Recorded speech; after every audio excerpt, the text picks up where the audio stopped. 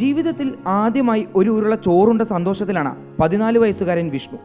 തമിഴ്നാട്ടിൽ ജനിച്ച വിഷ്ണുവിന്റെ ചോറുണ്ണൽ ചടങ്ങ് കുട്ടിക്കാലത്ത് നടത്താൻ കുടുംബാംഗങ്ങൾക്ക് കഴിഞ്ഞിരുന്നില്ല. പിന്നാലെ കുടുംബം പാലക്കാട്ടേക്ക് താമസം മാറി. പഴനിക്കപ്പുറമുള്ള കുലദൈവ ക്ഷേത്രത്തിൽ പോയി ചടങ്ങ് നടത്താൻ പലതവണ തീരുമാനിച്ചെങ്കിലും ഓരോ തടസ്സങ്ങളുണ്ടായി. ഇതിനിടെ വിഷ്ണു വളർന്നെങ്കിലും ചടങ്ങ് നടത്താത്തതിനാൽ രക്ഷിതാക്കൾ മകന് ചോറ് മാത്രം നൽകിയില്ല. ചപ്പാത്തിയായിരുന്നു കൂടുതലും ബന്ധുക്കൾ വിഷ്ണുവിന് നൽകിയിരുന്നത്.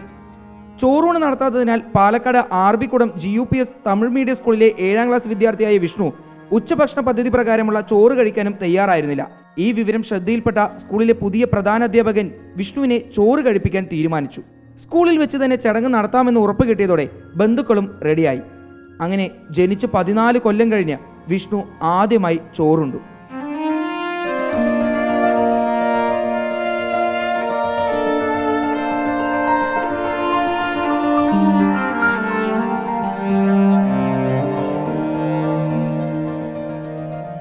സ്കൂളിന് സമീപം താമസിക്കുന്ന 80 വയസ്സുള്ള മാണിക്കമാളാണ് ഇലയിൽ ചോറ് വിളമ്പി വിഷ്ണുവിന് ആദ്യ ഉരുള ചോറ് നൽകിയത്.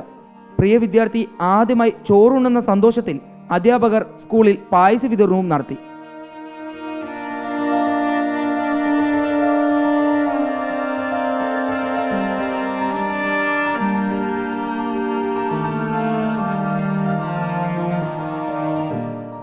റിപ്പോർട്ടർ, പാലക്കാട്.